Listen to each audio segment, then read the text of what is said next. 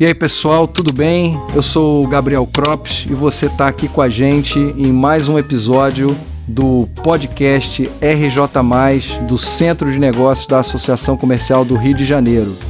E hoje a gente vai bater um papo interessantíssimo com o Cadu Souza e ele vai contar um pouquinho para vocês sobre muita coisa nova que está chegando aí, muita coisa interessante. Então fica com a gente.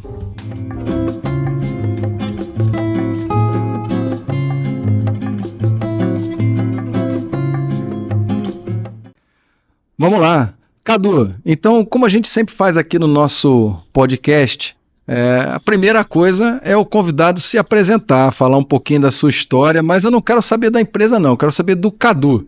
Quem é o Cadu e o que você está fazendo aqui? Como é que você veio parar aqui com a gente? Olá, Gabriel. Olá a todos que estão nos assistindo aí. Muito obrigado pelo convite. Grande satisfação estar aqui no Rio de Janeiro, né? Eu estava comentando aqui nos bastidores que geralmente eu tenho participado de muitos podcasts, muitas apresentações, congressos, e aí em Brasília, em São Paulo, em Curitiba e agora especialmente aqui no Rio de Janeiro. Então, quem é o Cadu? Eu sou nascido e criado em Petrópolis, então lá do interior do Rio de Janeiro, o que aumenta a responsabilidade, que depois a gente vai ter a oportunidade de falar um pouquinho do que eu venho transformando aí a vida das pessoas com as tecnologias ao longo dos últimos anos, mas tem que fazer isso aqui no Rio, né? Então eu hoje sou bacharel em computação, tenho marketing de serviços e relacionamento, MBA em gestão de energia, com ênfase principalmente no setor elétrico. Tenho um mestrado em planejamento e engenharia, em que a minha dissertação foi feita toda em eletromobilidade e cidades inteligentes.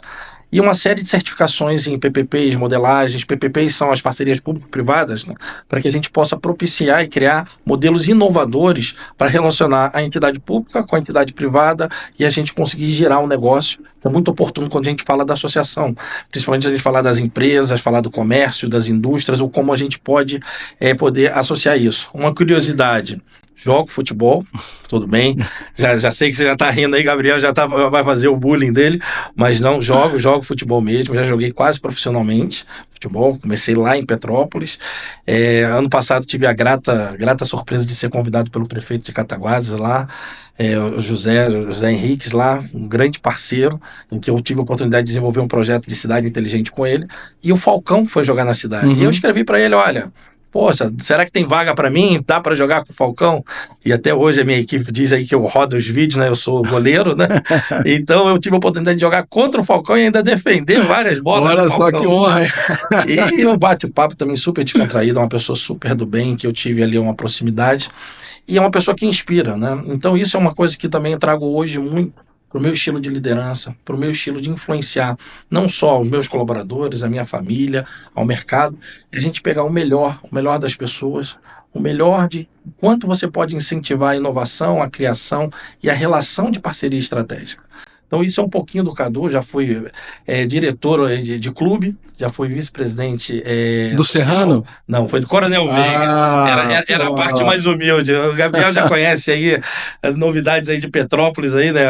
Vamos dizer, no passado o Gabriel já esteve por lá. Carnavais, literalmente. Outros carnavais, mas lá era basicamente Petropolitano, Serrano, Magnólia e Coronel Veiga. Eram os 4, depois surgiu o Palmeiras, então eu atuava muito na região do Coronel Veiga, tive projetos interessantes com crianças mais carentes ali, treinando futebol. Inclusive tive em 2019 o último campeonato antes da pandemia, eu joguei com os meninos ali de 14 a 17 anos, né? E fomos campeões. Eu era o goleiro lá. E aí era um pouco da minha contrapartida, que eu era assim, o balanço do time, né? O balanço de um pouco de experiência, né? E sempre esse perfil de poder contribuir efetivamente. Mais 2 novidades aqui. Eu participo hoje do conselho da Associação Brasileira de Veículos Elétricos e também do conselho curador aqui do Rio de Janeiro da ABINC, que é da Associação de Internet das Coisas, Associação Brasileira de Internet das Coisas. E em breve, pela BINC, junto com o Dr. André Guedes, a gente vai anunciar aí uma vertical na qual eu devo coordenar junto com uma outra pessoa daqui de Niterói, a vertical de mobilidade ou eletromobilidade sustentável. E a provocação é justamente trazer os projetos interessantes para o foco aqui no Rio de Janeiro, que tem um grande potencial, sempre teve um grande potencial. Então, contei um pouquinho da minha vida lá pregressa, desde academia, um pouco de relacionamento, um pouco de curiosidade, e aí agora vamos para o nosso bate-papo. Mas aí saiu de Petrópolis e foi para onde? De Petrópolis, eu nascido ali, Petrópolis, primeiro estágio foi na Enel, antigamente era a Sérgio, isso em 2002, e durante quase 24 anos eu atuei na Enel em diversas áreas, desde área de distribuição, área comercial, área técnica, área de aquisição de empresa. Então tive a oportunidade de participar de projetos super interessantes, de construir um pouco disso que hoje é a minha expertise na América Latina, de cidade inteligente, eletromobilidade, mas eu fazia como upside para comprar outras empresas pelo mundo. Então eu olhei projetos na Austrália, na Índia, na Colômbia, na Argentina. Então foi um ano bem ímpar em que eu adquiri muita experiência, né? Não é fácil, o pessoal acha, não, você está ganhando milha, está viajando muito, está se divertindo, mas não, vida de aeroporto não é fácil. E depois disso o desafio, principalmente os últimos 5, 6 anos, qual era o desafio? Trazer os modelos super bem resolvidos e bem sustentados, no caso de Santiago e Bogotá, e aplicar no Brasil. Por que o modelo brasileiro não deslanchava? E eu comecei lá nessa última jornada na Enel. A Enel não tinha nenhum projeto de iluminação pública, que acho que todos conhecem, iluminação pública, você trocar o sódio pelo LED, em projetos de 13, 15, 20, 25 anos. Então, eu iniciei o desafio em 2017, chegamos a terceiro do Brasil, com um projeto, com a equipe que eu tive a oportunidade de crescer junto com a equipe, aprender com a equipe, desenvolvê-los e tornar referência, e depois transformar esses projetos em projetos em cidade inteligente. E é bem bacana dizer que o primeiro projeto como cidade inteligente, como negócio, e que foi exportado para a Itália, que a matriz da Enel é na Itália, e que foi exportado para lá, é o projeto de Angra dos Reis, daqui do Rio de Janeiro. Então a gente já vê que, de maneira bem estruturada, um projeto de parceria público-privada de iluminação se tornou um projeto de cidade inteligente, num arcabouço sólido para o investidor, exportado, que hoje os italianos usam esse modelo para poder explorar. E todos esses projetos, né, Cadu, de parceria público-privada, eles têm essa pegada do uso eficiente da energia, da redução de consumo, de eventualmente até uso de energias renováveis. E a Enel, enfim, poucas pessoas aqui no Brasil conhecem a Enel como ela é no resto do mundo, né? E talvez ultimamente a Enel não tenha estado tão bem na foto aí na mídia, mas a realidade é que é uma das empresas hoje líderes em energias renováveis, né? No mundo, é pioneira e líder nessa pegada da eficiência energética, né? Como é que se encaixa a eficiência energética com tecnologia, com cidades inteligentes? Não, exatamente, esse é um bom ponto, que elas estão totalmente correlacionadas, e esse objetivo que poucos conhecem, que existia uma vertical dentro da Enel focada nesse mundo, que era a Enel X, para desenvolver esse tipo de tecnologia, em que ao longo do tempo veio se modificando de acordo com a estratégia, que culminou onde eu estou hoje, né? Então hoje eu estou na TVX Haiger, nos últimos 7 meses, desenvolvendo esses projetos similares ao que existiam na Enel, só com uma outra pegada. Então, qual a pegada agora? A pegada de que a TVX hoje ela tem uma representação por 10 anos da empresa Haiger, uma das maiores montadoras mundiais de ônibus elétricos, caminhões elétricos, vans elétricas, e é lá mais que eu estou falando elétricos, porque é o que hoje se aplica mais diretamente no Brasil, mas eles estão voltados em nova energia, que é assim que na China eles intitulam. Eu tive a oportunidade de, em novembro, conhecer um pouquinho dessa nova energia, que aí você tem ultracapacitor e hidrogênio verde. Então, quando eu pego o melhor dessa indústria, trago com a experiência de construir um projeto de uma iluminação, num projeto de cidade inteligente, trazendo painel de publicidade, trazendo carregadores para veículos elétricos, conectividade, Wi-Fi gratuito para a população, isso tudo num único projeto, e trazendo a energia 100% renovável, seja ela através do Mercado Livre, ou seja ela com as próprias plantas solares ou híbridas, solares e eólicas, sendo construídas para um projeto. Então, quando a gente junta esse melhor de tudo, é o que ao longo desses últimos 7 meses eu venho construindo. Logo quando eu cheguei, os acionistas já aprovaram essa nova missão. Então hoje a gente fala de quê? De fato transformar a vida do cidadão com sustentabilidade, com inovação, com energia, eficiência energética, porque você sempre vai trazer ou 100% da energia renovável, ou você vai trazer redução das emissões de CO2, ou você vai trazer a própria eficiência de você reduzir o custo do consumo da energia que você tem aplicando uma tecnologia mais avançada. E qual era o desafio?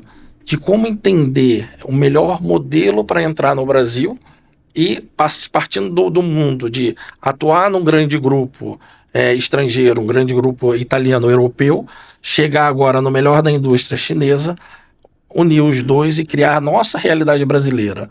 E nesses últimos 7 meses foi bem bacana e oportuno que nós conseguimos transformar aí um pouco esse mercado, bagunçar, eu digo assim, e já temos aí 135 unidades ou ônibus comercializados e aí a gente passa a utilizar, ao invés de a iluminação pública que lá atrás a gente utilizava como a porta de entrada para a cidade inteligente, agora a gente utiliza o ônibus elétrico como a porta de entrada para a cidade inteligente.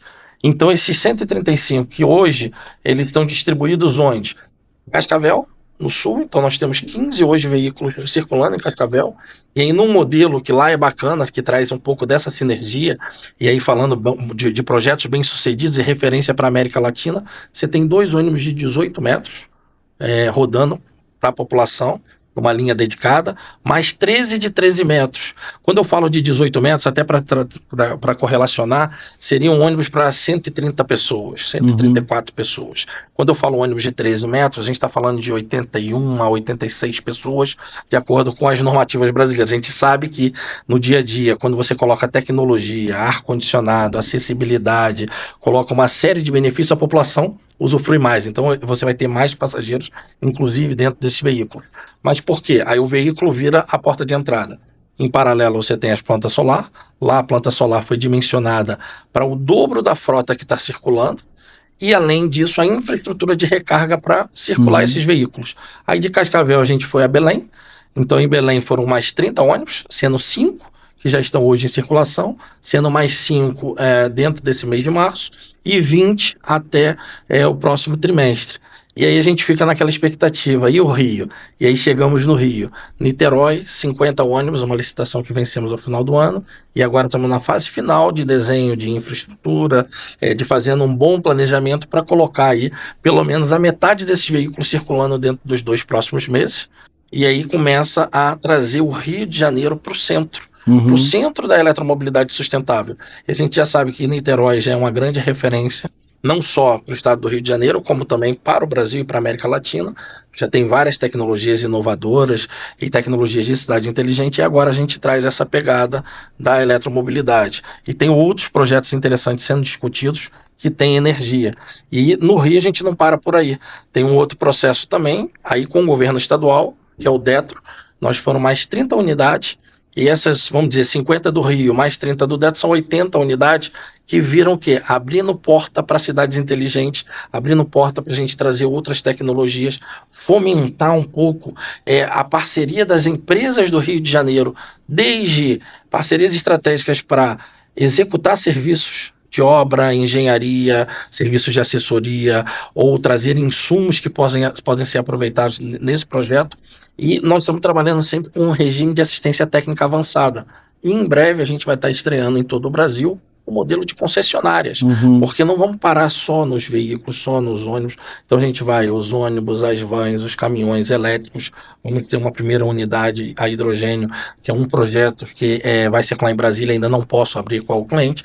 Então a gente começa a trazer o quê? Mais dias. Antes a visão era só de um produto, agora a visão passa a ser de um ecossistema inteiro.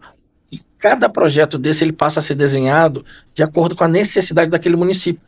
Então não é assim, quando eu falo assim, Gabriel, putz, você vai desenhar um projeto de cidade inteligente que eu copio esse projeto e eu aplico em outro município igualzinho. Não, não é igual. Você vai ter que identificar, aqui a prioridade a eletromobilidade urbana, aqui eu tenho a necessidade de uma comunicação melhor, aqui eu preciso de conectividade. E aí você desenha um projeto que ele pare de pé na visão de um investidor, que ele consiga trazer uma otimização de custos na visão do órgão público e melhore a qualidade do serviço para o cidadão. Então você traz, vamos dizer, 3 pilares que são fundamentais. E com a energia, quando todos esses projetos estão vinculados à energia, você traz o carimbo do selo verde. Então você faz um projeto que, além de reduzir as emissões, traz energia sustentável e traz um ecossistema também sustentável para o empresário, para o cidadão, e faz com que, só aqui a gente falou de 80 veículos que vão se transformar em projetos de cidade inteligente no entorno, e vem sempre a grande cobrança. Então a gente começa a trazer o Rio de Janeiro para o centro, né, da discussão. Hoje a gente tem boas iniciativas também em São Paulo, eu tenho conversado muito com a Secretaria de Desenvolvimento, com representantes do próprio município e do governo estadual, que tem muitos projetos interessantes lá.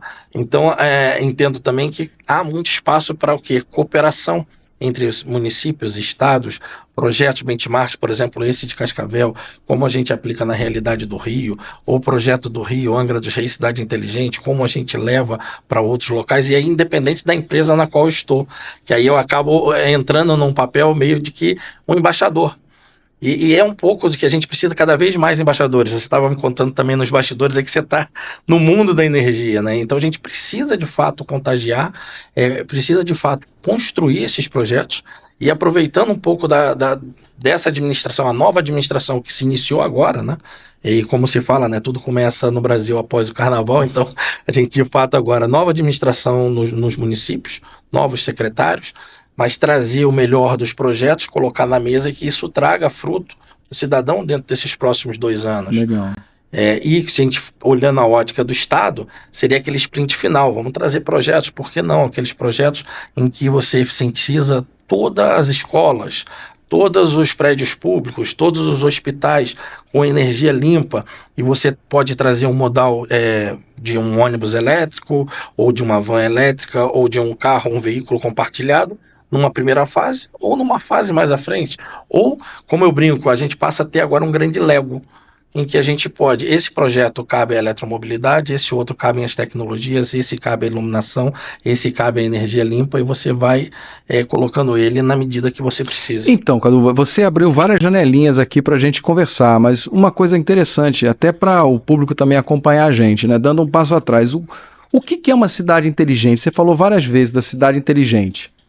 E eu vejo que isso é um tema que hoje está sendo discutido, e não é no Brasil, no mundo inteiro se discute esse conceito de cidade inteligente. Existe uma solução? Ah, não, a cidade inteligente ela é desse jeito aqui. Ou cada lugar tem a sua solução? Quer dizer, como é que funciona isso? Esse é um termo até que muito se discute. Por que uma cidade é inteligente ou não é inteligente, né? E você vai ver várias variações, né? A gente consegue observar cidade circular inteligente, cidade inteligente sustentável. Eu digo, a cidade inteligente é aquela que coloca o cidadão no centro, ou atender às necessidades do cidadão no centro. E a partir de atender a essas necessidades, se identifica como você pode trazer a tecnologia.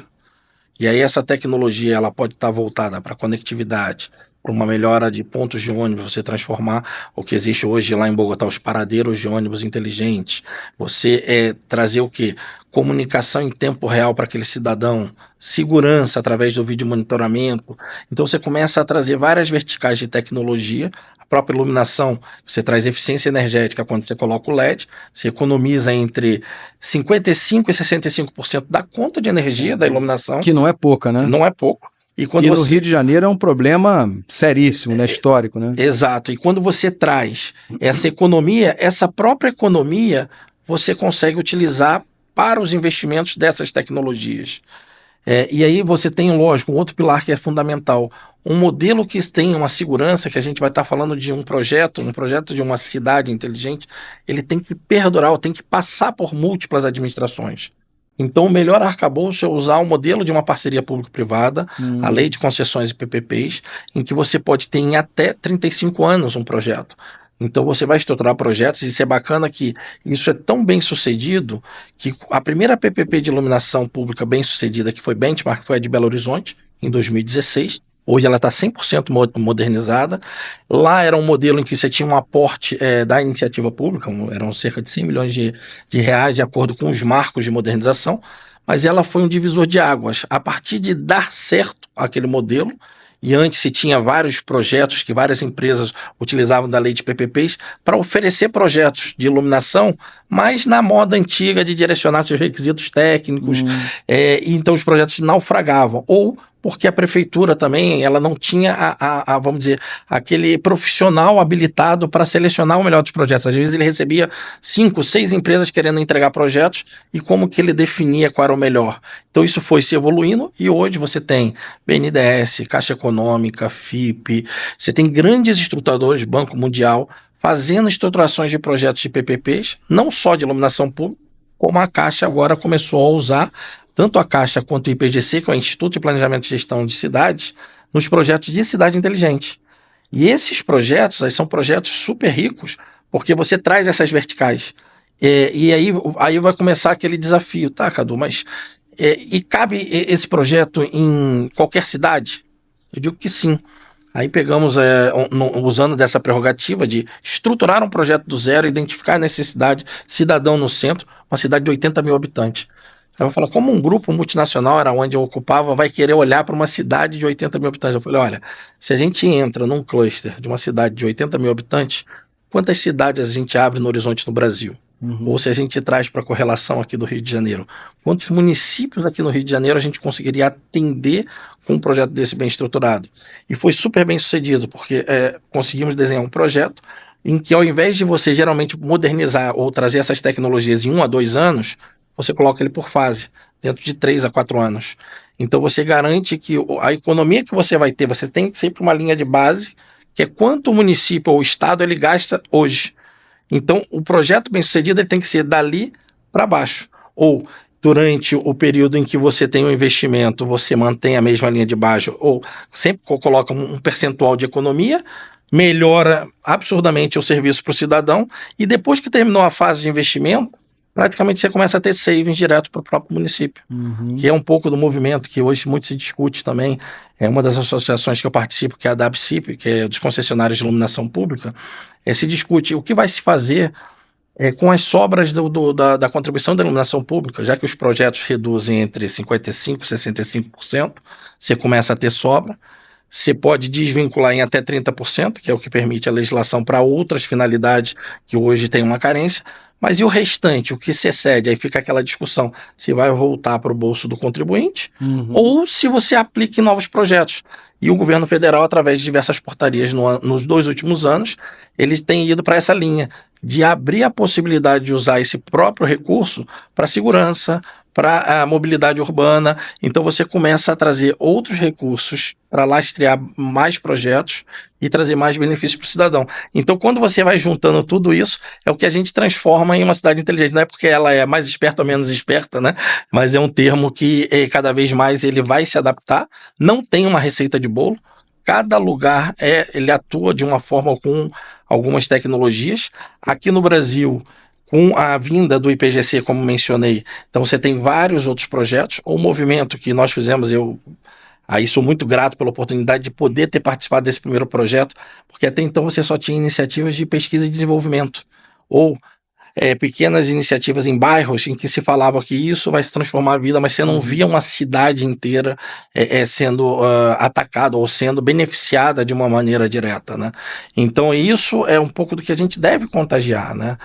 Por isso que eu digo que temos que ser embaixadores da nossa cidade.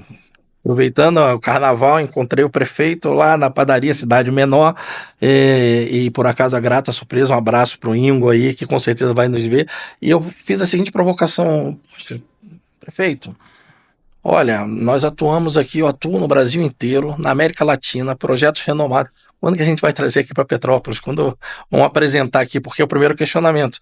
Se você está na sua cidade... Tá feito o convite para o prefeito, então, vir aqui ao podcast, falar com a gente, vamos discutir esses projetos, vamos botar na mesa aqui as empresas interessadas em investir, em participar, em desenvolver. Por mim, tá feito o convite. Ele, e lá um dos embaixadores dele, braço direito lá, é o Marcelo Fiorini, que também é envolvido na associação comercial lá de Petrópolis, e precisa de embaixadores como eles para fazer com que os projetos saiam do papel, né? E Petrópolis, não, eu disse Petrópolis porque é a minha obrigação como cidadão ou como residente de Petrópolis, mas no estado do Rio a gente tem grandes oportunidades. Se a gente olha aqui pela Baixada Fluminense, a quantidade de população que a gente tem, então você melhorar a qualidade do transporte, trazer ônibus com acessibilidade, ar-condicionado, conectividade, não só para o próprio usuário, mas você também ter o seu carregador USB, você começar a ter um outro produto, uma outra diferença. Entendo que pode ser um movimento também, que muito se fala, não, mas e a degradação e o vandalismo? Mas aí você pode ter o reconhecimento da população. Se você está tendo uma melhoria naquele teu serviço, eles mesmos passam a zelar por isso. Claro. Uma estatística em Santiago, quando eles iniciaram o projeto em 2017, 2018, eles iniciaram com dois ônibus elétricos. Eles tinham um índice de evasão de não pagar a passagem altíssimo. E a qualidade do serviço era muito ruim.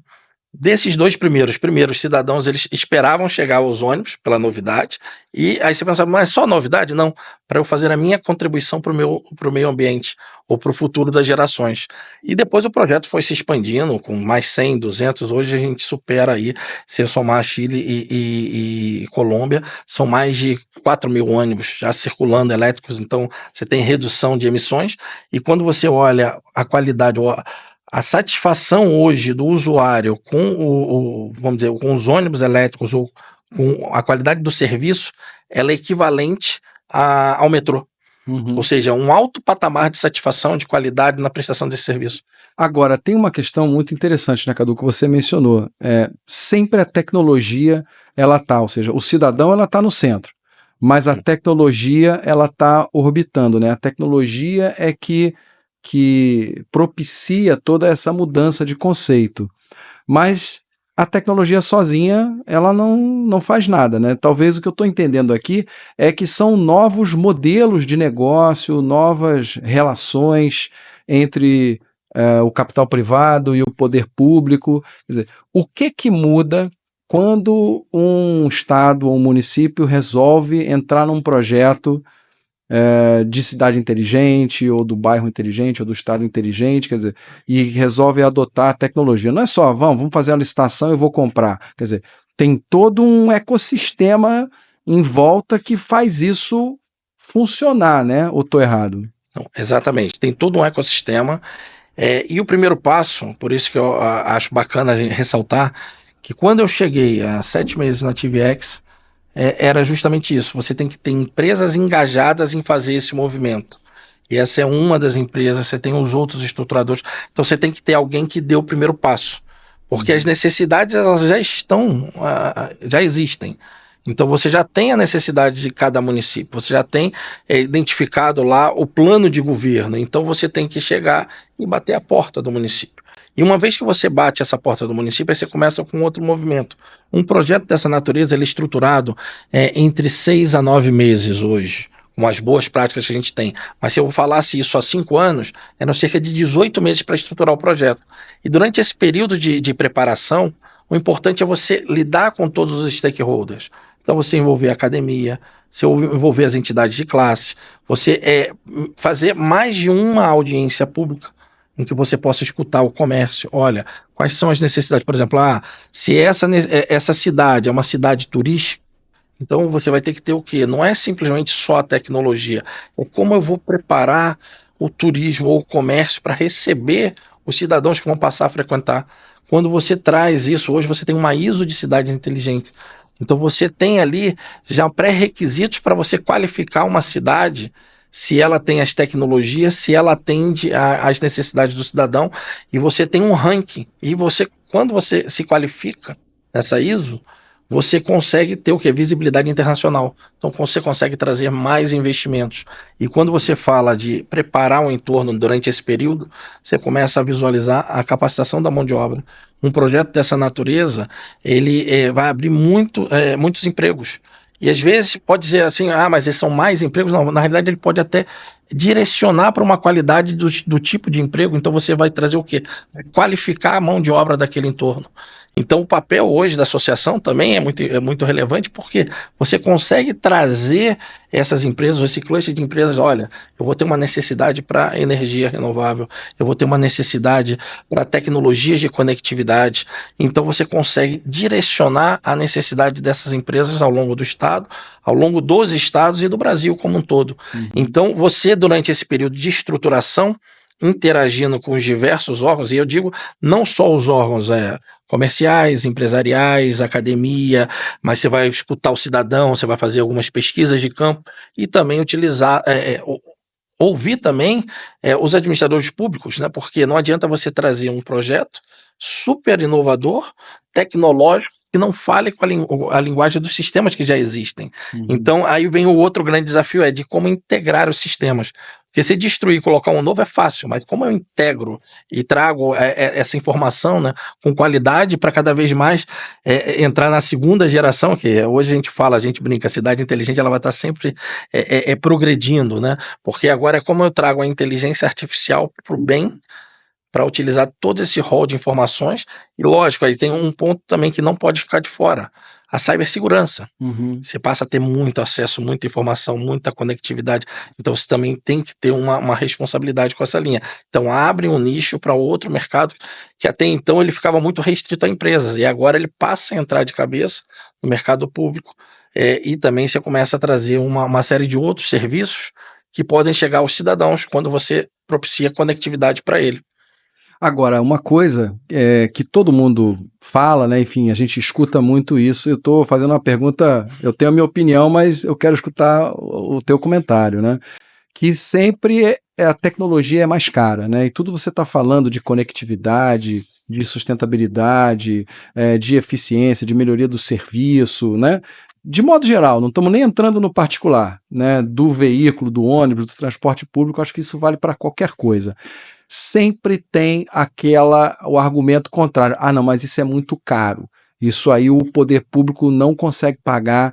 Quem é que vai pagar a conta? A sociedade não vai pagar isso. Eu é que não vou pagar, não vai sair do meu bolso. Quer dizer, como é que se resolve esse problema do investimento necessário para trazer todas essas novas tecnologias e formar esse ecossistema, e ainda assim, como você mesmo falou, você tem lá uma linha base e tá daquela linha base do custo para o poder público, para o poder concedente, dali para baixo. Como é que como é que bota esse ovo em pé? Vamos lá, não tem equação mágica, mas quando você traz tecnologia, falamos aí há pouco sobre os ônibus elétricos. Quando você compara um ônibus elétrico em valor absoluto versus um a diesel, nas mesmas condições, vamos colocar um Euro 6 para a gente elevar um pouco o patamar, que é um que polui um pouco menos, entre aspas. O que a gente fala aqui que o padrão brasileiro é o Euro 0, né? Mas isso aí é outra discussão, quem acompanha a gente já viu esse comentário que eu sempre faço. Mas para a gente trazer uma referência de valores, então você traria um elétrico para 1 para 2,5 vezes. Então o elétrico é 2,5 vezes mais caro em valor absoluto em relação ao ônibus a diesel. Mas, se você considera os outros benefícios, em relação à manutenção, você tem uma economia na faixa de 65%. Em relação à energia, você vai ter ali uma faixa de 75% a 80%, dependendo de como você vai contratar ou qual arcabouço de energia que você vai colocar. Quando você traz um modelo de negócios de médio e longo prazo com uma garantia financeira, você traz um investidor, você usa fundos que já existem no próprio Brasil, por exemplo, o Fundo Clima do BNDES, que é um fundo subsidiado, ou você vai poder ter a adesão a recursos do PAC, então você consegue trazer o custo do capital também lá embaixo. Aí quando você monta essa equação, você consegue ser mais competitivo numa visão de médio e longo prazo e melhorando a qualidade do serviço para o cidadão. Que ele passa a ter benefício ou passa a ter acesso a uma tecnologia que ele não teria, caso continuasse naquele modelo do diesel de a cada 3 ou a cada 5 anos se troca um veículo, ou em algumas cidades... Porque não dá, né, para fazer isso, de trocar a cada 3 a 5 anos, quer dizer, é uma mudança de modelo de negócio. Quando eu trago essa questão do modelo de negócio, é isso, é uma mudança de mentalidade, não só do usuário, mas também do operador do sistema, né, do empresário, mas também do poder público. Né? Não adianta olhar um negócio, não, vou fazer aqui 3 anos, 5 anos, a conta não vai fechar, né? Para nenhuma tecnologia, né? Exatamente. E a vida útil, quando você compara de um produto desse, você vai a 15 anos. 15 anos garantido pelo fabricante. Você tem fabricante hoje, dá 20 anos de vida útil. E você tem lá um manual de manutenções, de componentes, que também é outro ponto que vai começar a trazer o desafio. Hoje, uma das missões também da TVX High é o quê? Trazer a fábrica para o Brasil. Hoje os produtos são importados. Para o Brasil não, para o Rio de Janeiro, né? O bom que o Gabriel já traz logo, já espeta direto. Você é goleiro, mas deixa a bola dessa quicando na área, rapaz. Pô, eu vou botar pra dentro. Mas ainda bem que eu vou lá, vou fazer mais essa defesa. Mas realmente estamos conversando com o governo do estado do Rio. Temos boas conversas também com o governo do estado de São Paulo, sendo muito transparente. E nos próximos 2 meses vai ser definido onde vai ser estabelecida a fábrica. Também tem pleitos aí também para levar para o Nordeste. Mas aí as definições vão ter requisitos de onde você vai ter um mercado consumidor, onde você tem mais projetos para eletromobilidade, a facilidade das estradas para a entrada dos produtos ou dos insumos que ainda vão vir importados durante um período de tempo. Para você trafegar hoje, você entra, a maior parte das empresas traz por Vitória, então de Vitória que você distribui aí para o Brasil. E dentro dessa seleção, o que nós estamos primando? Por identificar locais em que eu possa expandir. Não só tem a fábrica do ônibus, mas eu também tenho todos os insumos. Então, se eu vou ter a fábrica de motores, que o meu parceiro hoje é a Dana, então a Dana possa estar no mesmo complexo. A Eixo hoje é a ZF, ela também estaria no mesmo complexo. Então, a gente conseguir fazer um complexo industrial onde todos os componentes estivessem próximos e, com isso, a gente passaria a atender aos requisitos de nacionalização do produto. E aí sim, aí a brincadeira começa a ser diferente. Não é só pensar na visão Rio de Janeiro, Brasil, mas passo a pensar em América Latina. O primeiro passo é nacionalizar produto nacional, nossa contribuição gera emprego, consegue a garantia de um produto de qualidade, garantir que o investidor ou a fábrica está aqui no Brasil, e com base nisso você começa a expandir projetos. E com esses projetos, a ideia é que não só nós estamos com esse movimento, mas vão vir outros para fazer movimentos similares. Maior é a quantidade de empresas, então a lei da oferta e da procura, você tende a equacionar os preços e ter uma competitividade maior. E liberar outros fundos que a gente possa trazer. Que com essa parte da nacionalização eu posso acessar, por exemplo, ao Finame. E aí eu começo a ter condições de financiar um empresário de uma maneira mais competitiva, diferente de quando eu tenho um produto importado. Ou eu posso acessar, por exemplo, as linhas de financiamento do PAC, lastreadas no FGTS. Então começa a abrir um horizonte em que eu possa ter volume para reduzir preço. E com isso, de fato, entrar no mercado, né? Porque isso é enfim, falando de mobilidade de modo geral, e a gente tem aqui na associação não só no Conselho Empresarial de Energia, que eu presido, mas também no Conselho de Logística, a gente tem uma pauta muito forte em termos de mobilidade, que a gente chama de mobilidade de baixo carbono, né? Para a gente ser bem transparente, bem agnóstico, né, bem amplo, né? Hoje são várias soluções que tem. E o Rio de Janeiro, enfim, quem acompanha a gente aqui sabe, tem uma posição muito importante na produção de gás natural, que é um combustível, apesar de fóssil, uma pegada de carbono já bem menor do que a do diesel. O Rio de Janeiro foi pioneiro e é líder até hoje na produção de biometano, que é um combustível 100% renovável, equivalente ao gás natural. Enfim, também tem, né, uma pegada de carbono eventualmente até negativa, né? Então, assim, tem o hidrogênio, como você já falou, que talvez seja uma opção lá na frente. Eu sou meio cético com o uso de hidrogênio para combustível, mas essa é uma outra discussão. Eu acho que o hidrogênio é um produto muito nobre, ele tem outras aplicações, mas isso é um outro papo. Mas o ponto é, em se falando, né, dessa mobilidade de baixo carbono, quando se fala de mobilidade elétrica especificamente, uma crítica que se faz tanto ao veículo leve, né, carro de passageiros, quanto ao veículo pesado, caminhão, ônibus. Primeiro, a questão do custo, e aí você já endereçou esse assunto, né, que, enfim, é um investimento maior, né, mas aí você tem que ver como é que é isso ao longo de um período muito maior, que demanda realmente uma mudança no modelo de negócio, tem uma visão de mais longo prazo, né? E uma outra questão é a questão também da nacionalização, quer dizer, não dá para a gente trocar uma tecnologia e toda uma cadeia de indústria, como você mencionou, que já existe hoje, para uma nova tecnologia e ser tudo 100% importado. Mas também, se a gente não trocar, a gente nunca vai avançar. Quer dizer, como é que fica esse ovo e galinha, de como é que a gente faz essa mudança, ou como que você vê essa mudança acontecendo de uma forma que seja estruturada, que seja real, que a gente implemente essa mudança, mas que a gente não necessariamente abandone ou jogue fora toda uma infraestrutura que já existe de tecnologias mais antiquadas, que tem que ser substituída, não tem a menor dúvida. Esse é um ponto de discussão. Nós estamos utilizando aqui a eletromobilidade, né? No conceito, se a gente fosse falar da cidade inteligente. Então, mantendo nessa linha, mas ele também se aplica às câmeras, se aplica a qualquer coisa, claro. Eu estou falando de uma forma bem genérica mesmo, qualquer nova tecnologia. Eu vou manter na linha da eletromobilidade, que é o que está agora de fato. Então, você precisa primeiro um papel de um embaixador, e é isso que nós estamos fazendo. O que nós estamos fazendo? Batendo na porta, desde os bancos nacionais,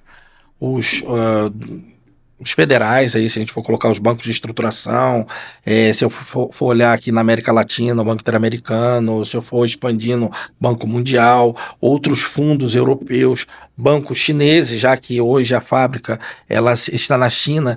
Então a ideia é mostrar o potencial do país.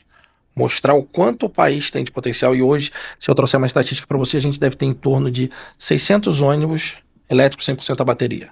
Em um horizonte, se eu colocar só em ônibus urbanos, são cerca de 130 a 150 mil ônibus. Ou seja, é nada. Então, o papel nessa vertical, você tem um horizonte muito grande para atacar. E aí, quando você traz essa segurança, olha, eu tenho um mercado. Eu tenho as políticas de governo e incentivo para você se estabelecer em determinados locais. Eu vou ter a mão de obra qualificada. Ou um dos compromissos que nós temos é o quê? Transferência de tecnologia. Não é simplesmente, traz aqui lá a empresa lá de fora que detém todo o know-how e ela continua fazendo aqui, escondendo as 7 chaves. Não, é de transferir a tecnologia, de transferir todo esse processo criativo e processo inovador de fabricação. Então a gente começa a trazer o ecossistema que é propício para que a gente consiga evoluir e evoluir de maneira sustentável ao longo do tempo. Agora, não é só o nosso papel, e aí o papel do governo, e aí o governo estadual, o governo federal, o governo municipal, também é muito relevante com a criação de políticas, de incentivos, de lançar os novos projetos.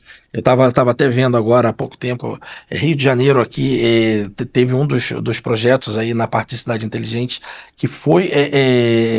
eles foram premiados, né, também, né, que a gente tem um grande congresso mundial, que é o Smart City Expo, aqui em Barcelona, geralmente em novembro, né, e agora em março a gente tem a versão dele, que é em Curitiba, né, que também é da FIRA, né, da FIRA de Barcelona, e o projeto do Rio foi justamente isso, do sandbox, de inovação, de tecnologias voltadas para a eletromobilidade. Então a gente já vê o quê? O papel do próprio governo fomentando isso, ou trazendo outros projetos. Agora, recentemente, foi inaugurado o primeiro eletroposto com tecnologias de baterias. A gente nem citou aqui hoje, senão a gente vai ficar horas e horas por aqui. Mas você também pensa que você tem que também ter um arcabouço de infraestrutura adequada e precedente para que esses projetos possam ser implementados. Então, se eu estou falando da vertical eletromobilidade, um ônibus elétrico, ou se for um ônibus a hidrogênio, a infraestrutura de recarga, seja para elétrica, seja para hidrogênio, ela tem que existir. E ela tem que existir previamente, ou ela tem que existir num planejamento de aplicação. Porque não adianta você ter, eu vou adquirir um veículo, se eu não tenho o planejamento da infraestrutura. Que é o que está acontecendo em São Paulo, né? Recentemente a gente tem acompanhado na Prefeitura de São Paulo um desafio grande, quer dizer, de uma política pública que foi feita, né, já há 2 anos, né, que, enfim, proibição de compra de novos ônibus a diesel, mas não adianta você comprar o veículo porque não tem infraestrutura. Exato, e para São Paulo especificamente, eu posso falar com um pouco de propriedade, participei do projeto desde o início lá nas suas maiores variações, e ali na linha do planejamento, ou na linha de que eu já declarei algumas vezes, de fato sentar na mesa desde o empresário, o município, a distribuidora de energia, que para esse caso é a maior interessada ali, e definir previamente de quais são as prioridades, quais são aquelas regiões em que consegue executar o tipo de obras de infraestrutura mais rápido, conciliar essa matriz, mas de uma maneira mais proativa e não de uma maneira simplesmente para fazer, eu brinco de reuniões, para fazer reuniões, né? Marcar reuniões. E isso teria resolvido. E está sendo resolvido agora, mas praticamente, como você bem trouxe, 2, 3 anos aí posteriormente.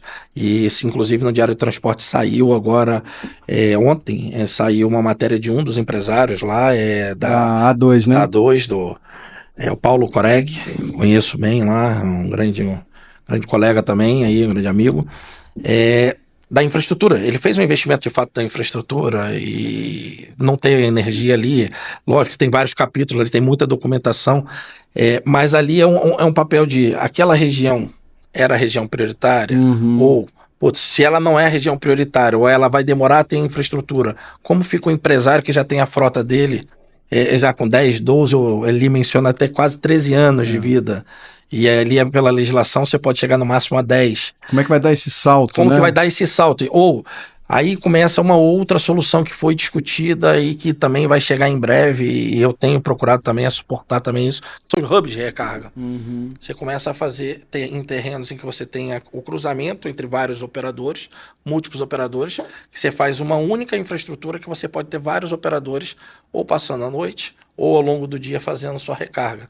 Aí eu não digo, não é um conceito de uma recarga de oportunidade ao modo europeu, que hoje funciona, que às vezes você utiliza lá um ultracapacitor ou um pantógrafo, que você carrega em 2, 3 minutos, mas você vai ter uma recarga lenta ou semi-lenta, que vai aliviar para que você possa avançar com a modernização da frota. Então esse é um dos caminhos que eu entendo que também vai sair. E o outro movimento que faltava, que era a questão do financiamento ou do funding, né? De quem ia bancar, e aí um modelo super inovador lá, que São Paulo fez, que é o modelo da subvenção, só que aí você resolve 2/3 do veículo, e 1/3 o próprio operador tem que investir. Então esse 1/3 acaba sendo uma oportunidade para um investidor internacional que tem que acreditar no país, e aí quando ele vai avaliar o rating de crédito daquele operador, que se ele tem penalização, se ele não consegue prestar um serviço de qualidade, ele vai ter suas complicações ali, os seus pontos, né, de atenção numa avaliação dessa. Então como que ele acessa um dinheiro ou um custo de capital mais baixo. Então esse é um outro ponto que também tem que ser avaliado. E a gente está citando aqui São Paulo, mas isso se aplica a qualquer outro inclusive o Rio de Janeiro, né? A gente esteve bem envolvido no final do ano passado, não sei se você, enfim, imagino que tenha acompanhado, né? Uma legislação no município aqui do Rio de Janeiro, finalzinho de dezembro, e aí uma legislação aqui da Assembleia Municipal, determinando a troca de todos os ônibus por ônibus elétricos. Assim, e é isso, acabou, né? Cumpra-se. E obviamente não é assim que funciona, né? A gente até fez uma carta, enfim, questionamos isso aí junto não só à prefeitura, mas à própria Assembleia. Quer dizer, não é uma bala de prata, né? Não é uma coisa que você vai dar um tiro e mata ali o monstro. Quer dizer, é um processo, tem que conjugar uma série de atores, como você já mencionou, quer dizer, e que eu falo sempre o seguinte, né? A transição energética, o nome já diz, é transição energética, não é interruptor. Então você não vira a chave e num estalar de dedos você muda toda a sua matriz, seja energética, seja ela de transporte, né? Então, como que você hoje está vendo esse processo, ou seja, por onde começar? Porque uma discussão também muito grande, vamos começar pelos grandes centros urbanos, onde você tem mais demanda, mais carga e tal. Não, vamos começar por cidades menores, que eventualmente a pressão é menor, e aí você tem menos veículos. Quer dizer, como é que você está vendo esse trade-off hoje? Esse ponto do Rio de Janeiro que você trouxe, Gabriel, é bem, bem legal, né? Ok, veio o incentivo de troca da noite para o dia, a gente sabe que não tem que ter um planejamento prévio, mas isso também vem em paralelo a um processo interessante que o município tem feito, junto com o C40, com o WRI, que são entidades de classe que têm justamente em sua missão trazer a assessoria qualificada para os projetos de mobilidade com a sustentabilidade. Então, isso é bacana que o Rio está se aproximando disso. Uma das grandes dificuldades de avançar com o projeto, se eu falar município do Rio, e ele pode explodir para os diversos municípios, às vezes é o quê? São as concessões. As concessões já existiam, ou elas ainda têm tempo para terminar, e esse tempo geralmente ele é inferior a você amortizar o investimento de uma nova tecnologia. As concessões que diz das linhas. Das linhas, exatamente. Não da energia, das linhas. Não da energia, das linhas. Então, quando você traz essa concessão das linhas, né, Rio, se você tinha 4, 6 anos, e você precisa de no mínimo 10, 12 anos para você ter um projeto interessante numa ótica do investidor, e para que o valor que seja pago ao longo dos meses convertido seja igual ou inferior ao que ele tem hoje na sua matriz, né? Que qual é a ideia? Hoje você tem um sistema deficitário, né? As tarifas por si só, elas não remuneram o que você tem na aplicação. Então você precisa de subsídio. E como que você mata ou mitiga esse problema do subsídio ou diminui a quantidade de subsídio? Então você tem que pensar numa equação. E por onde começar? Quando você fala de municípios menores, eu acredito muito em trabalhar municípios menores, porque o impacto é muito grande. Você pode pegar um município que às vezes você tem na sua íntegra 20 ônibus elétricos ou 20 ônibus a diesel. Então se você colocar 4 ônibus, você tem 20% da frota, você está fazendo uma contribuição. Então, e você consegue fazer de maneira gradativa. Trazendo para o projeto daqui de Angra dos Reis, ela fez uma PMI, eu tive com o secretário agora num evento, um dos maiores eventos da América Latina de parcerias e concessões, o P3C. O secretário André Pimenta estava por lá e a gente estava conversando justamente sobre isso. Eles têm um PMI, eu participei desse processo. PMI é procedimento de manifestação de interesse, né? Para modernizar a frota de ônibus elétricos de Angra dos Reis. São um total de 101 veículos. Só que o estudo técnico, ele definia aqui numa primeira fase, o máximo que se conseguiria chegar na parte técnica eram 80. Porque os outros 20, 21, você tinha que trazer uma tecnologia diferenciada ou carecia de um estudo. Não é que você não conseguiria modernizar 100%, mas você faria por fases.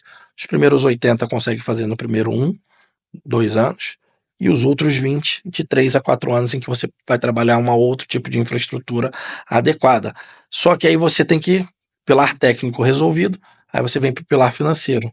O quanto que os tickets geram hoje versus o subsídio e versus o custo de capital para se aplicar. E você entra também na concessão. Hoje você tem uma concessão ativa. Então, como que você traz esses 3 pilares, eles têm que se confrontar. E chegando no 4º pilar, seria o quê? A infraestrutura necessária de energia para essa matriz de ônibus elétrico.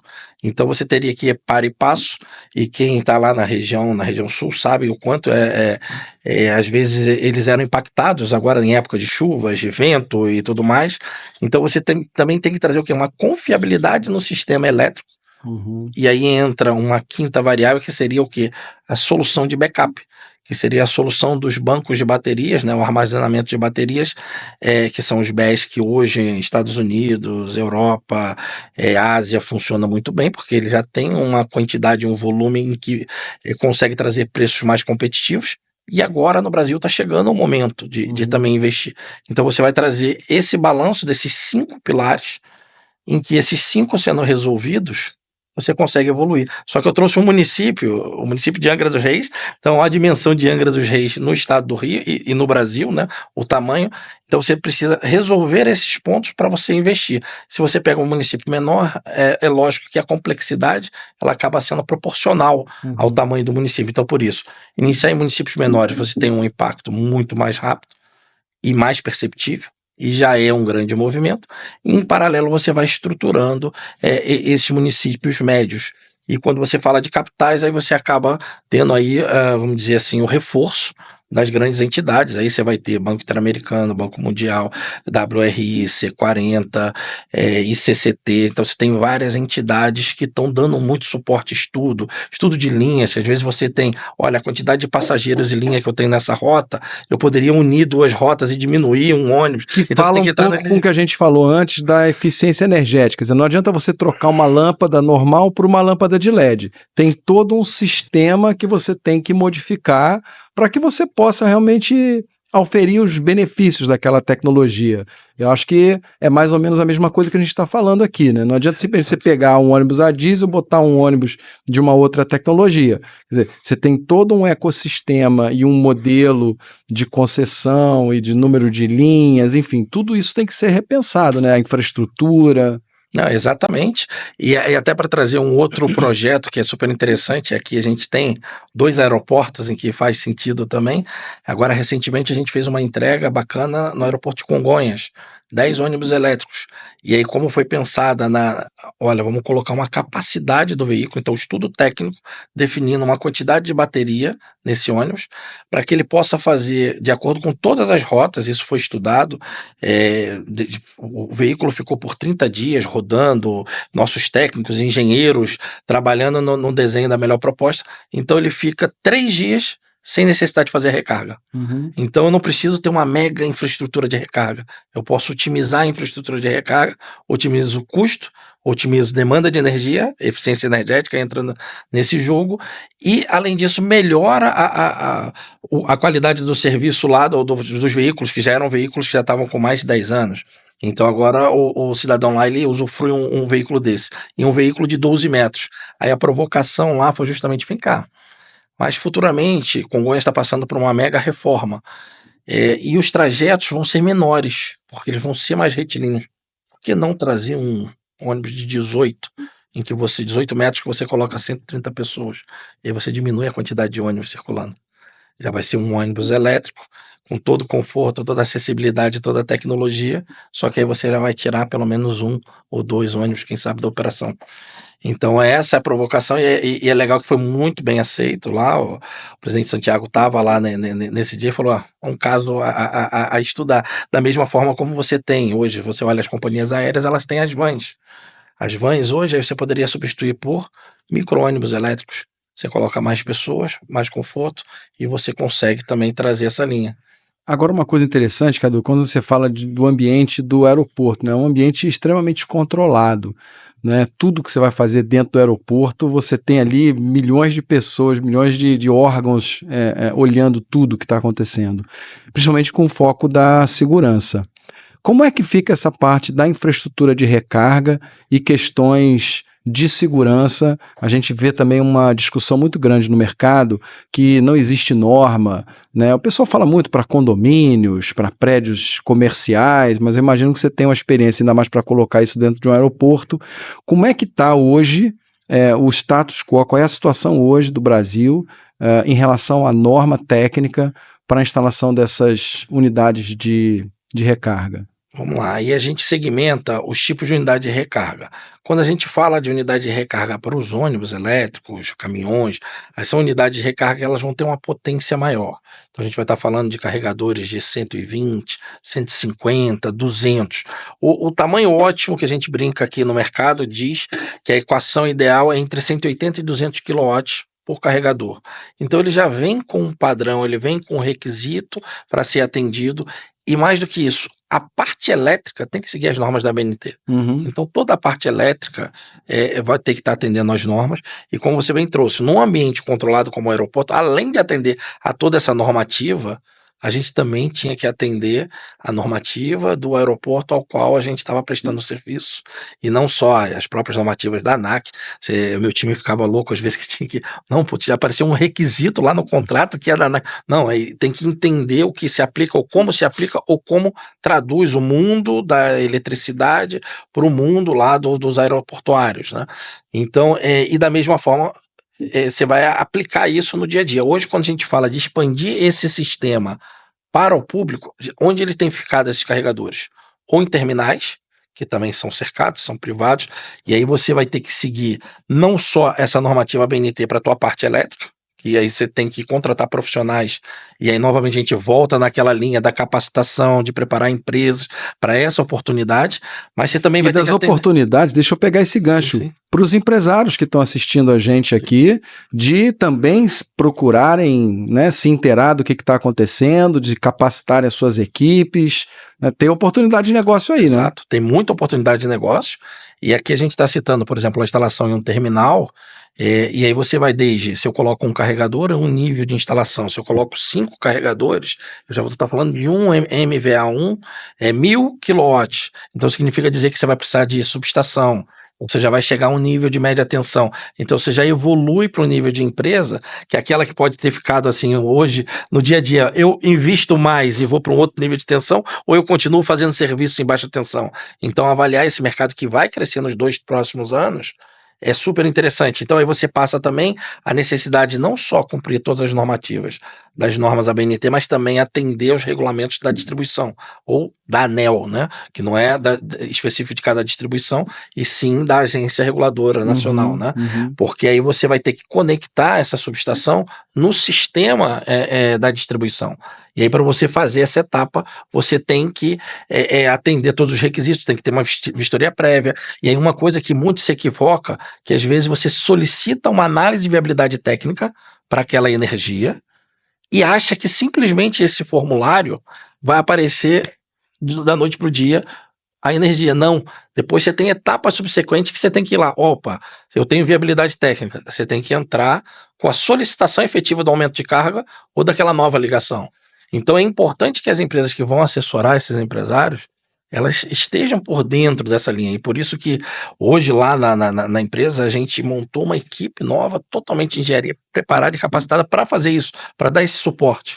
E da mesma forma, como nós somos voltados em prol da eletromobilidade e fazer com o mercado deslanche, independente do projeto ser da TVX hoje, da TVX Haier, se eu tenho um cliente que ele está precisando de um suporte, eu sei que futuramente ele vai ter uma outra expansão, nós também estamos assessorando, olha, acho que você pode ir por esse caminho, porque é a forma de nós unirmos forças nessa linha. E se a gente vai para um nível de tensão, se por exemplo eu chego a 20 carregadores numa garagem, eu já vou para alta tensão. Aí eu elevo mais ainda o nível de requisito, tem os mesmos trâmites, mas aí você começa também a fazer aquela avaliação. Para voltar ao caso de São Paulo, é melhor eu começar por que região? Eu posso pegar uma região para eu chegar na alta tensão, que vai demorar 1 ano de obra, próximo de uma linha de transmissão, ou fazendo a consulta próximo à subestação de distribuição, ou seja, você tem um checklist que você pode otimizar esse algoritmo de onde colocar. E se a gente vai para o outro sistema que você colocou também, da parte de veículos, aí sim, a gente tem aí várias discussões, aí a BVE hoje é uma das embaixadoras nessa discussão de ter o máximo de confiabilidade no tipo dos wallbox, dos carregadores, de como que vai proceder. Ela tem assessorado aí o Corpo de Bombeiros para as normativas, para os procedimentos de segurança, e isso também traz muito mercado. Porque se você olhar, citamos lá, voltando lá a Petrópolis, a maior parte dos prédios lá, dos edifícios, eu resido de 4 andares, as instalações são todas antigas. Elas não sequer foram pensadas para o ar-condicionado, porque Petrópolis, até então eu conseguia Não ficar precisava, tranquilo, né? Antigamente não precisava de ar-condicionado. Aí agora você imagina, além do ar-condicionado, eu tenho que pensar em trazer lá um wallbox para o meu veículo. E se todos os moradores colocam, como que vai se comportar a entrada de energia? Então, aí, novamente, você tem que trazer a capacitação, trazer as empresas. Então, é uma oportunidade boa. A academia, mais do que nunca, e eu falo não só academia, quando a gente fala academia, pensa logo lá na graduação, no mestrado, no doutorado, mas não, eu indo na escola da minha filha está no 9º ano, né, para os antigos, aquela antiga 8ª série, né, entregando a nossa idade. Eu falei para o coordenador, ele, olha, ao invés de você continuar atuando, às vezes, em robótica, coisas que eu sei são importantes para as crianças, porque você não traz uns temas novos e verifica qual é o impacto da engenharia elétrica ou da engenharia civil ou da arquitetura nesses novos modais de sustentabilidade e traz uma vivência. Eu fiz essa provocação, né? Falei, olha, a Associação Brasileira, se você conversar aqui no próprio governo do estado, tem vários programas interessantes que você faz as crianças já começarem a respirar, sabendo que daqui a pouco elas vão tomar a decisão, né, para que rumo que vão. Então isso é o fomentar não só os empresários, não só aos profissionais liberais também, que os profissionais liberais, de vez em quando eu recebo lá no meu LinkedIn, e aí você vai ter uma vaga para contratação, aí você vai olhar o perfil, a pessoa não tem habilidade, então se qualificar e estar preparado, e até já até divulgando, em breve com certeza nós vamos ampliar também nosso regime de contratação, e a ideia é o quê? Não mais que a ideia, né? Nosso planejamento, ele foca em que toda vez que eu venço um projeto ou inicio um projeto, eu contrato a mão de obra local e eu avanço com uma assistência técnica especializada. Então não é que o veículo vai ficar lá sozinho, sem um suporte, ou eu aqui no Rio, ou em São Paulo com a equipe, não. Passa a ter equipe treinada e capacitada no local. Então, mas não adianta o cara chegar de chinelo e achar que vai fazer igual meu pai me ensinou, né? Desencapar fio assim com a boca e tal, né? Depois de ver se tem corrente juntando um com o outro, não dá para fazer isso, né? Exatamente. E aí por isso, novamente, as parcerias, e acho bacana também a aproximação nossa da indústria, do comércio, com os Senais, com os Senacs, para que a gente também possa trazer uma capacitação. E às vezes tem muita coisa nova, e muita coisa também que tem muita lenda urbana, né? Assim que eu digo, né? É verdade. Pessoal, o papo está excelente aqui, mas a gente está estourando o nosso tempo. Eu queria só deixar uma última provocação para vocês. A gente falou bastante, eu fico insistindo, eu fico batendo nessa tecla aqui, Cadu, porque você se interessou, você acha que a sua empresa pode se capacitar e tem uma oportunidade de entrar nesse mercado, vem conversar com a gente apresenta você aqui para o Cadu, vem participar conosco aqui na Associação Comercial, vem discutir esses temas.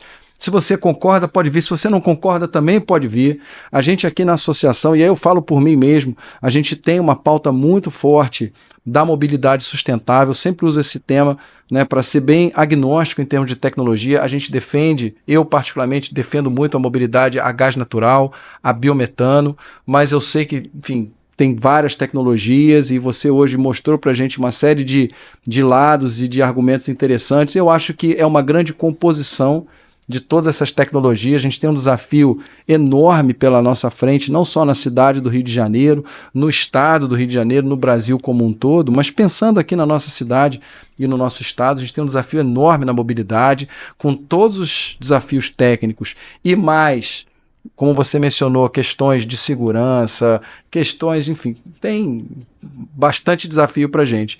E o objetivo da associação é a gente apresentar propostas, né? E quem vai apresentar essas propostas são as empresas, são os empresários, são os executivos. Então vem aqui com a gente para discutir. E eu deixo só meu agradecimento, excelente a sua participação, obrigado. A casa está aberta, já está feito o convite para o prefeito de Petrópolis, isso aí eu vou cobrar de você, já que ele é seu amigo. Vamos trazer ele aqui, vamos conversar. Mas obrigado de novo e ficamos aí até o próximo episódio. Se você quiser falar umas palavras finais, fica à vontade. Fechado. Gabriel, eu queria novamente agradecer. Procurei aqui ao máximo também compartilhar não só a experiência da empresa, mas também compartilhar um pouco do conhecimento técnico e do quanto esse mundo fascina. E quando a gente olhava lá, eu brinco, eu uso em algumas apresentações, dependendo do público, a imagem, aquele slide dos Jetsons, que a gente teria os carros voando. E hoje a gente ainda não vê ainda eles assim, naquela quantidade de volume, mas já tem alguns já começando a voar, já tem os maglevs aqui, no próprio fundão, a gente tem aqui lá na China, eu consegui ter a oportunidade de ver também, coisa fantástica. Então, quer dizer, a tecnologia em prol do cidadão funciona muito bem. Estou à disposição sua, da associação e dos empresários, das empresas que queiram nos contactar para o que a gente puder auxiliar e também aos municípios, estados, aqueles que quiserem algum suporte, alguma orientação ou simplesmente um café que abra um pouco mais a mente. Estou à disposição e mais uma vez, obrigado pelo convite. Obrigado, pessoal. Até a próxima aí. Fica com a gente.